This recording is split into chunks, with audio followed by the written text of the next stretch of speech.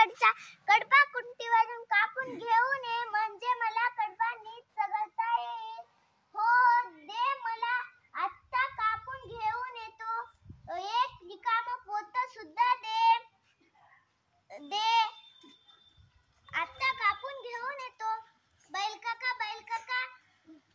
मला कडबा कुंटीवरून कडबा कापून घ्यायचा आहे आजीसाठी.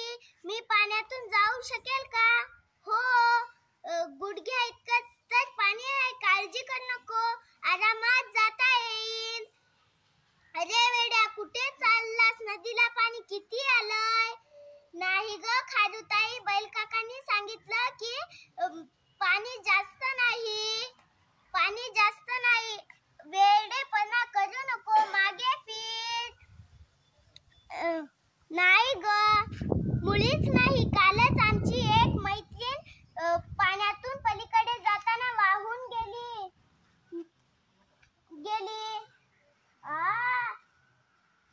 का रे, लगेच परत आला? कुट्टी बंद होती का? नाही ग आजी, मी नदीपासून परत फिरलो. का? नदीला पाणी जास्त आलंय. अरे असं कसं होईल?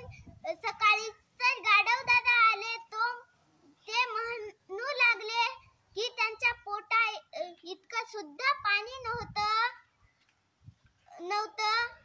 नाही ग आजी, बैल काकांनी सांगितलं की नदीला पाणी जास्त नाही. पण खारुताई म्हणाली आमची एक मैत्रीण पाण्यातून पलीकडे जाताना वाहून गेली.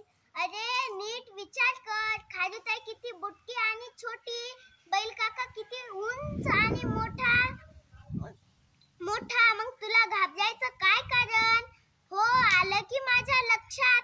आत्ता कापून घेऊन येतो. मग रेडकू आनंदाने कडबा घेऊन कुट्टीच्या दिशेने जाते. धन्यवाद. अरे वाह.